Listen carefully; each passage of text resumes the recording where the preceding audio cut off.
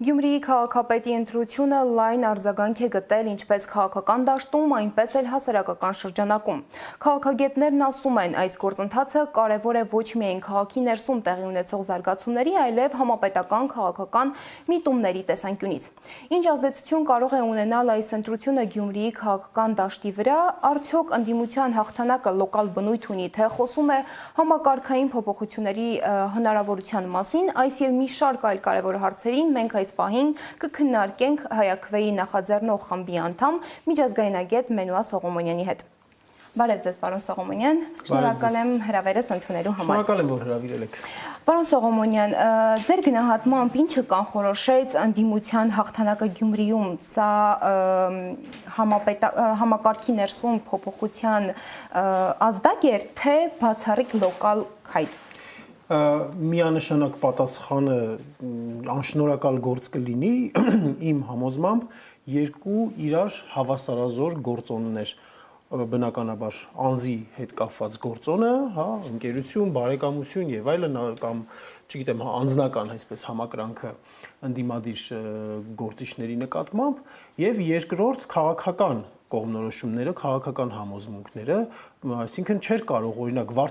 Նիկոլ Փաշինյանի, ասենք, համակիր լինելով մարդը գար Վարդան Ղուկասյանին ուղակի որպես անձ Վարդան Ղուկասյանին կամ Մարտուն Գրիգորյանին կամ Ռուբեն Մխիթարյանին կամ Կարեն Սիմոնյանին ձայն տար։ Այսինքն Գյումրի ընտրությունները նաև քաղաքական ընտրություններ էին, որով գյումրեցիները եւ փարաքարցիները միևնույն ժամանակ նաև մերժեցին օրվա արտաքին, անվտանգային, ներքին, սոցիալական, տնտեսական, քաղաքական այն ուղեգծերը, որը իրականացնում է գործող իշխանությունը, որ անընդհատ հղում է անում 21 թվականի խորհրդարանական ընտրություններով իրենց ընտրված լինելու հանգամանքին եւ անում են քայլեր, որոնք չեն բխում այդ ընտրական ծրագրից, որը իրենք ներկայացրել էին 21 թվականին եւ ասում են, որ մենք լեգիտիմ ենք, Գյումրիի ընտրությունները, Փարաքարի ընտրությունները ցույց տվեցին, որ իրենք լեգիտիմ չեն։ Այն քայլերի համար, որ իրենք արել են, որոնք չեն բխել իրենց ընտրական ծրագրից, առնվազն դրա համար, ուրեմն Գյումրիում եւ Փարաքարում նրանց մերժեցին։ Պարոն Սողոմոնյան, Գյումրիում եւ Փարաքարում տեղի ունեցածը կարելի է համարել համապետական տրամադրությունների հայելին։ Իհարկե կարելի է, մենք մինչև էտել դեռ 2023 թվականի սեպտեմբերի 17-ին Երևան քաղաքում տեղի ունեցած ընտրությունները արդեն իսկ որոշակիորեն մոդելավորեցին հանրապետությունում արկա տրամադրությունները, երբ որ այսօրվա գործող քաղաքապետը Տիգրան Ավինյանը ձայնի իրավունք ունեցողների ընդամենը 9%-ի Երևան քաղաքում 9%-ի ցանկությամբ է պաշտոնավարում որպես քաղաքապետ եւ այս Երևանի ընտրություններն էլ ցույց տվեցին, այնուհետեւ Գյումրիի ընտրությունները եւ Փարաքարի ընտրությունները դրանք ընդհանուր առմամբ ցույց են տալիս հանրապետությունում արկա միտեղ մի քիչ ավել կլինի ձայները, միտեղ մի քիչ ավելի պակաս կլինի, բայց գործող իշխանությունները ունեն լեգիտիմության խնդիր, որովհետեւ կարևորագույն հարցերում առաջին հերթին անվտանգային քաղաքականության մեջ նրանք անվտանգային համակարգը տապալել են, ձախողել են, ինչը բնականաբար ժողովուրդը տեսնում է եւ արտահայտում է եւ նաեւ արդարության հանգամանքը սոցիալական քաղաքականությունը ձախողել են եւ արտահայտում է այդպիսի ընտրությունների միջոցով, այսինքն մենք պետք է նաեւ մի կարևոր բան էլ հաշվի առնենք, որ այն թեզը, որ հաճախ ընդդիմադիր շրջանակներում է շրջանառվում, որ ընտրությունների միջոցով Հայաստանում իշխանափոխություն հնարավոր չի լինել, սա շատ վիճելի թեզ է եւ այդպես ասելու եւ ձեռքերը ծալած նստելու փոխարեն Գյումրին եւ Փարաքարը ցույց տվեցին, որ ճիշտ աշխատանք տանելու պարագայում եւ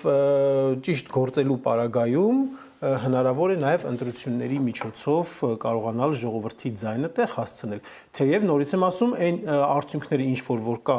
օրինակ Գյումրիում, այստեղ պետական վարչական ռեսուրսը շատ մեծ դեր է խաղացել նրա համար, որ ԿՊԱ-ական քաղաքապետի տեխնացու Սարիկ Մինասյանը ստանար մոտ 1/3 ձայների կամ շուրջ 1/3-ը 36%։ Պարոն Սողոմոնյան, քիչ առաջ մինչև հայտնի դառնալ, որ քաղաքապետ է ընտրվել Վարդան Ղուկասյանը, Սարիկ Մինասյանը իր կուսակցության հետ բոյկոտել էին Գյումրի ավականունիստը, ու Սարիկ Մինասյանը նշել էր, որ Գյումրիի եւ Գյումրեցու համար պետք է գնալ նոր արտահերտ ընտրությունների։ Ինչպես է գնահատում Սարիկ Մինասյանի քայլը։ Ծիծաղելի նրա համար, որովհետև 82 ընտրական տեղամաս է եղել, 82 ընտրական տեղամասերի 2/3-ում, այսինքն ավելի քան 50 քանիս, 52-53 ընտրական տեղամասերում հանձնաժողովները գլխավորել են, նախագահները գլխավորել են, այսինքն որտեղ որ վճռական այսպես ձայնի 8 հոգանոց հանձնաժողովներ են, գլխավորել են ՔՊ-ի ներկայացուցիչները։ Հանձնաժողովի անդամներից ոնց որ ասած կեսը, առնվազն կեսը եղել են իշխող ուժի ներկայացուցիչները, Այդ պարագայում այդ հանձնաժողովները, հենց իրենց հանձնաժողովները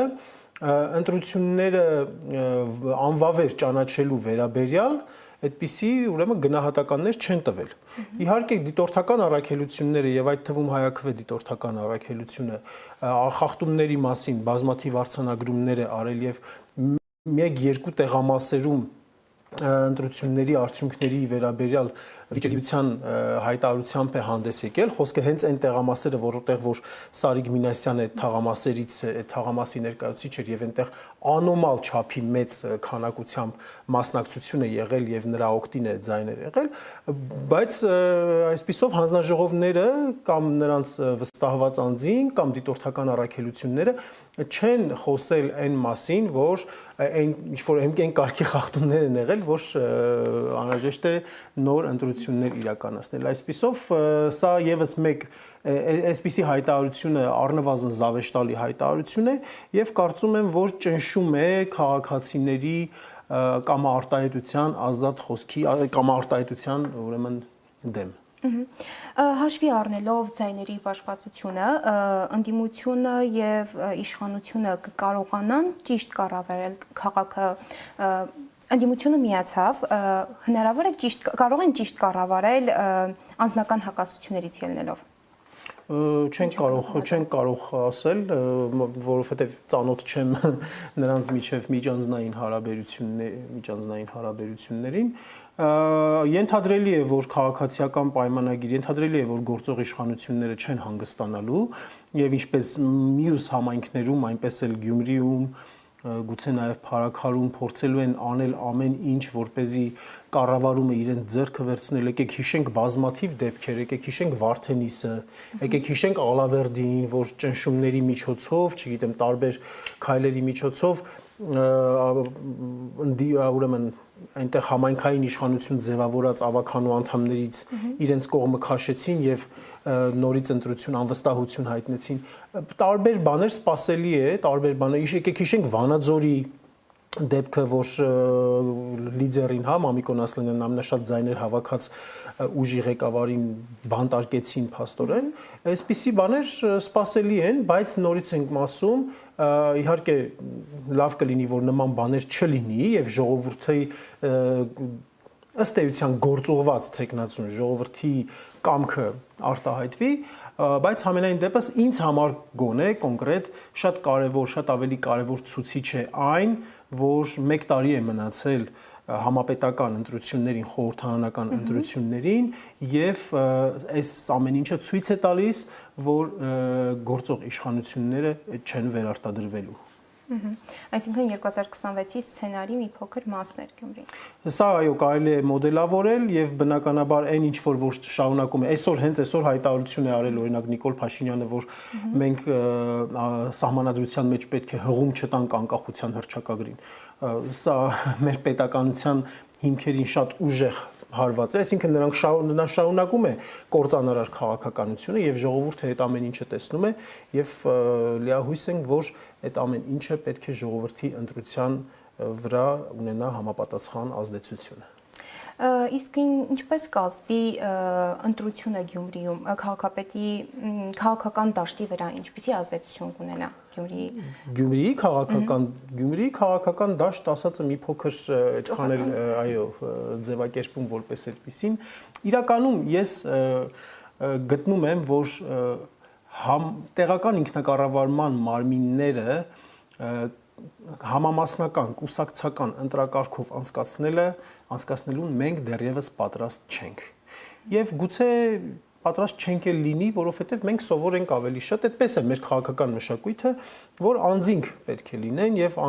որովհետեւ նաեւ այստեղ կոմունալ հարցեր են լուծվում, այսինքն համայնքի ղեկավարը ինչ որ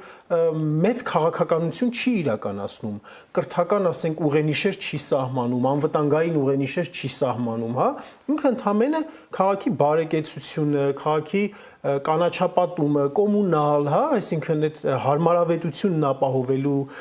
քաղաքի էլի զարգացմանը, բայց շատ ավելի տեխնիկական բնույթի աշխատանքներ է ավելի իրականացնում եւ այստեղ պարտադիր չի որ քաղաքական դաշտի արտացոլանք լինի, որ այսինքն կուսակցություններ մասնակցեն, որովհետեւ իրականությանը չի համապատասխանում։ Ի վերջո մարդիկ երկրորդ տեղ գրաված Վարդան Ղուկասյանին ընտրել են որպես Վարդան Ղուկասյանի, չեն ընտրել որպես կոմունիստական կուսակցության ցուցակի ղեկավար, այսինքն կոմկուսի գաղափարախոսությանը չեն ձայն տվել մարդիկ, կամ չգիտեմ, ասենք մարդիկ էլ որ ձայն են տվել Սարիկ Մինասյանին ՔՊ-ի գաղափարախոսությանը, մի մասը ՔՊ-ով են առաջնորդվել, բայց մի մասը հաստատապես Սարիկ Մինասյան անձով են առաջնորդվել։ Այսպիսով անձի գործոնը էական է եւ ինչպես առաջ մեծամասնական ընտրակարգ կար տեղական ինքնակառավարման մարմինների ընտրություններում, որտեղ յուրաքանչյուր քաղաքապետի տեխնացուի եւ յուրաքանչյուր ավականու մարդիկ ընտրում էին որպես անձ նրա գործունեությունը ծանոթ լինելով նրա հայացքներին, այո, այդ թվում նաեւ հայացքներին եւ արտաքին քաղաքականության վերաբերյալ կարող էր լինել եւ նրա բառամթերքի, նրա բարոյական կերպարի, այդ ամեն ինչը հաշվի առնելով մարդիկ գնում էին ընտրություն էին անում եւ կարծում եմ, որ շատ ավելի ճիշտ է եւ շատ ավելի մեր արկա քաղաքական մշակույթին հարմար է մեծամասնական ընտրակարգ իրականացնելը, այնպես որ գնահատականներ տալ քաղաքական դաշտի վերաբերյալ Գյումրիի այս պահին վաղաժամկետ եմ համարում։ Շնորհակալ եմ, պարոն Սաղմոնյան։ Ձեզ շնորհակալություն։ Հիշեցնեմ, որ զրուցում էի Հայ ԱՔՎ նախաձեռնող խմբի անդամ միջազգայնագետ Մենուա Սողոմոնյանի հետ։